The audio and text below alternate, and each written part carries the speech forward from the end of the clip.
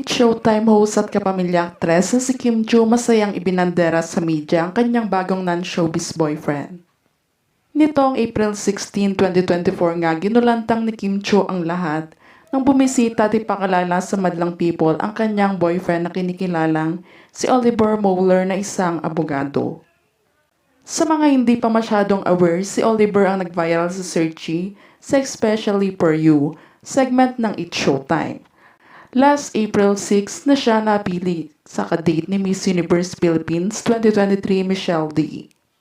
Sa naging segment ka ng dalawang ito ay maraming ang kinilig ng mantong na sa dating game segment ng noontime show at ito nga ay pumatok sa madla. At netizens sa Tagara namang nagtrending at viral ito sa buong social media. Samantala nitong April 17, 2024 nga muli nga bumalik at bumisita ang Filipino Norwegian lawyer sa Showtime. At ayon nga sa source, ang talagang sinadya nito ay si Kim Joo. Ayon kay Oliver, I just want to meet some friends. Want to thank the people of Showtime and ABS-CBN for inviting me. It's been crazy, overwhelming, and I'm just happy.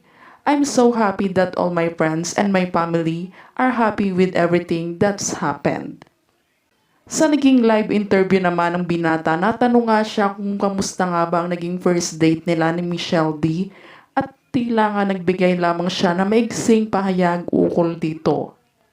She is amazing, elegant, such a well-spoken person, very professional, so yeah, amazing person. Pero mukhang hindi nga si Michelle ang siniship sa kanya ng mga netizens kundi si Kim Joo. Yes, I've noticed the attention.